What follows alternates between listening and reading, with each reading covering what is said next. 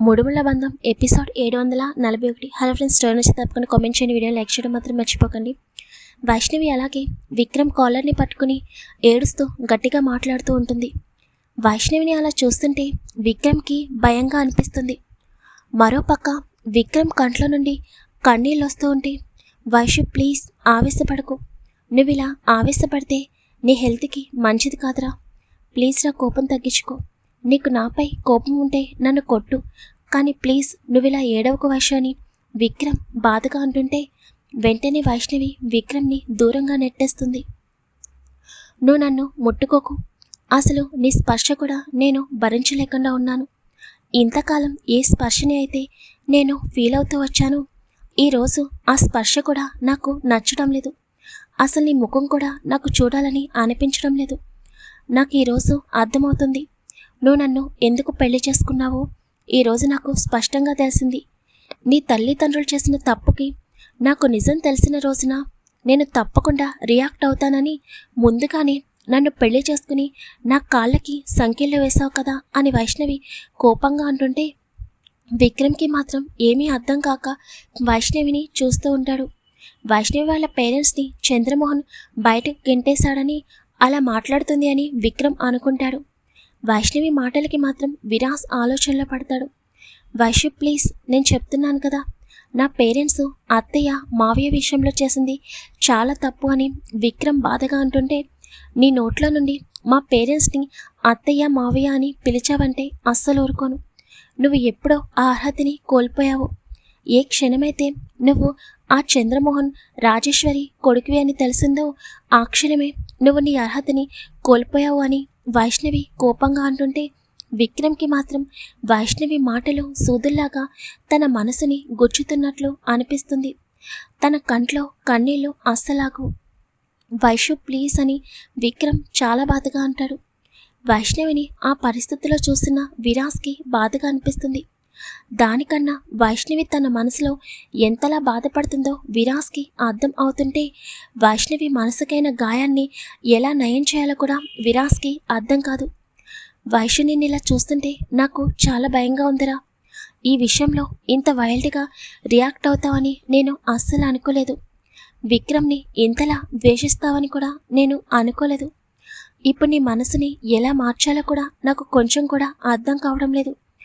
కానీ ఇప్పుడు నువ్వు చాలా ఆవేశంలో ఉన్నావు. వైషు, తప్పకుండా నీ మనసుని మార్చడానికి ప్రయత్నిస్తాను. నీ మనసుకైన గాయాన్ని తప్పకుండా మానేలాగా చేస్తాను. నిన్ను విక్రమ్ని తప్పకుండా ఒకటి చేసి తీరుతాను. నిన్ను ఇలా చూడడం చాలా కష్టంగా ఉంది వైషు. మళ్ళీ చాలా కాలం తర్వాత నిన్ను ఇలా చూస్తున్నాను అని విరాస్ మనసులోని బాధగా అనుకుంటూ ఉంటాడు. విక్రమ్ వైష్ణవి వైపు చూస్తూ, ప్లీజ్ నేను చెప్పేది కొంచెం వినరా, నీ కోపాన్ని ఎలా తగ్గించాలో కూడా నాకు అర్థం కావడం లేదు. ప్లీజ్ వైషు, కొంచెం ఆవేశం తగ్గించుకో, నేను ఇలా చూస్తుంటే భయంగా ఉందిరా అని విక్రమ్ వైష్ణవి వైపు ఒక అడుగు వేయగానే వైష్ణవి వెంటనే 2 అడుగులు వెనక్కి వేసి విక్రమ్కి చెయ్యి చూపెడుతూ, రావద్దు, నా దగ్గరికి వచ్చావంటే నేను అస్సలు ఊరుకోను. నీ పేరెంట్స్ నా తల్లిదండ్రుల విషయంలో ఏం చేశారో కూడా తెలిసి కూడా నువ్వింత సైలెంట్గా ఉన్నావంటే నిన్ను ఏమని అనుకోవాలి? ఎందుకంటే వాళ్ళు నీ తల్లిదండ్రులు కదా. వాళ్ళు ఏం తప్పు చేసినా కూడా నువ్వు వాళ్ళని సపోర్ట్ చేస్తూ ఉంటావు. నీ తల్లి, అదే ఆ రాజేశ్వరి, మా అమ్మపై చెయ్యని తప్పుకి నిందని వేసింది. ఈరోజు మీ అమ్మ మారిపోయింది కాబట్టి నేను మీ అమ్మని క్షమించాలి, అంతే కదా నువ్వు చెప్తుంది అని వైష్ణవి కోపంగా అంటుంటే విక్రమ్కి ఏం మాట్లాడాలో అర్థం కాదు. వైష్ణవి కోపంగా విక్రమ్కి ఆపోజిట్ తిరిగి ఒక క్షణం గట్టిగా కళ్ళు మూసుకుని, ఇంకా నీ తండ్రి ఆ చంద్రమోహన్ అసలు వాడి మనిషేనా? చిన్నప్పటి నుండి ఎంతో ప్రేమగా పెంచుకున్న చెల్లెలు తప్పు చేసిందా లేదా కూడా తెలియకుండా నిర్దాక్షిణ్యంగా మా అమ్మపై తన భార్య నిందని వేస్తే అదే నిజమని నమ్మి నా పేరెంట్స్ని అని వైష్ణవి కళ్ళు తెరిచి మాట్లాడుతుండగా తన ఎదురుగా ఉన్న విరాస్ని చూసి తన మాట అక్కడే ఆగిపోతుంది. విరాస్ని చూడగానే తన గతం మొత్తం తన కళ్ళ ముందు మెదులుతుంటే తన పేరెంట్స్ విషయంలో విరాస్కి తనకి మధ్య ఎంత గొడవ జరిగిందో ప్రతిదీ వైష్ణవికి గుర్తుకొస్తూ ఉంటుంది. వైషు ప్లీజ్, నేను అత్తయ్యని మావయ్యని చంపలేదు. వాళ్ళంటే నాకు ఎంత ఇష్టమో నీకు తెలీదా వైషు? ప్లీజ్ నన్ను నమ్మరా, మనం పెళ్లి చేసుకుందాం వైషు. నువ్వు లేకుండా నేను అస్సలు బ్రతకలేను అని విరాస్ వైష్ణవి చేతులని పట్టుకుని ఏడుస్తూ మాట్లాడుతుంటే వైష్ణవి విరాస్ని దూరంగా నెట్టేసి, నువ్వొక పెద్ద రాక్షసుడివి, నా పేరెంట్స్ని చంపిన హంతకుడివి, నిన్ను నేను జీవితంలో క్షమించలేను, నీ ముఖం చూస్తున్నా కూడా నాకు అసహ్యంగా ఉంది, ఇక్కడ నుండి వెళ్ళిపో అని వైష్ణవి గట్టిగా అరుస్తూ ఉంటే విరాస్ అలాగే కన్నీళ్ళతో వైష్ణవి రూమ్లో నుండి బయటికి వెళ్ళిపోతాడు. అలా ప్రతి క్షణం విరాస్ తన దగ్గరికి వచ్చి తన పేరెంట్స్ని ఏం చేయలేదని చెప్పడం, విరాస్ చెప్పిన ప్రతిసారి వైష్ణవి విరాస్ మనసుని ముళ్ళు లాంటి మాటలు మాట్లాడి తన మనసుని విరిచేయడం ప్రతిదీ గుర్తుకొస్తుంటే అలాగే విరాస్ వైపుకి ఒక్కో అడుగు వేస్తూ ఉంటుంది వైష్ణవి. విధిరాత అంటే ఏంటో అని అనుకున్నాను విరాస్, కానీ చివరికి విధి నాతో ఇంతలా ఆడుకుంటుంది అని నేను అస్సలు ఊహించలేదు. ఏ పేరెంట్స్ని అయితే నువ్వు చంపావని నిన్ను అపార్థం చేసుకుని నీపై నిందలు వేసి నీ దగ్గర నుండి పారిపోయి వచ్చాను, చివరికి అదే పేరెంట్స్ని చంపిన వాడి కొడుకుని పెళ్లి చేసుకున్నాను. నేను నీకు చేసిన అన్యాయానికి ఈరోజు నాకు దేవుడు తగిన శిక్ష వేశాడు. నేను చేసిన మోసానికి ఈరోజు నా మెడలో తాళి కట్టిన వాడే నన్ను మోసం చేశాడు. నేను చేసిన తప్పు చివరికి చుట్టూ తిరిగి మళ్ళీ నా కళ్ళెదురుగానే వచ్చి కనిపిస్తుంటే ఏం చేయాలి అని వైష్ణవి మనసులోనే బాధగా అనుకుంటూ అలాగే విరాస్ వైపుకి అడుగులు వేస్తూ ఉంటుంది. వైష్ణవి నుండి ఎటువంటి రెస్పాన్స్ లేకపోయేసరికి విక్రమ్ ఎదురుగా చూసేసరికి వైష్ణవి విరాస్ దగ్గరికి వెళ్ళడం చూడగానే విక్రమ్ అలాగే మౌనంగా చూస్తూ ఉంటాడు. వైష్ణవి తన వైపుకు వస్తున్నా కూడా వైష్ణవి కళ్ళల్లో తెలియని బాధ స్పష్టంగా కనిపిస్తుంటే విరాస్కి చాలా పెయిన్గా అనిపిస్తుంది.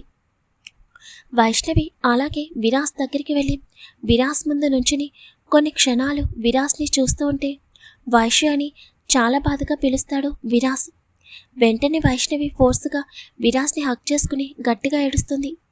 వైష్ణవి తనని పట్టుకుని ఏడుస్తుంటే విరాస్కి చాలా బాధగా అనిపిస్తుంటే, వైష్ణవి ప్లీజ్ రా, నువ్విలా ఏడుస్తుంటే నాకు చాలా కష్టంగా ఉంది, ప్లీజ్ కంట్రోల్ అవ్వు అని అంటుంటే, నేను మోసపోయిన విరాస్, ఎవరినైతే ప్రాణంగా ప్రేమించానో ఈరోజు అతనే నన్ను మోసం చేశాడు, ఎంతలా ప్రేమించానో చివరికి నన్ను అంతలా మోసం చేసి నా మనసుని విరిచేశాడు, నాకు చచ్చిపోవాలని ఉంది విరాస్ అని వైష్ణవి అనగానే వెంటనే విరాస్ వైష్ణవిని దూరం జరిపి వైష్ణవి అని కోపంగా అంటాడు.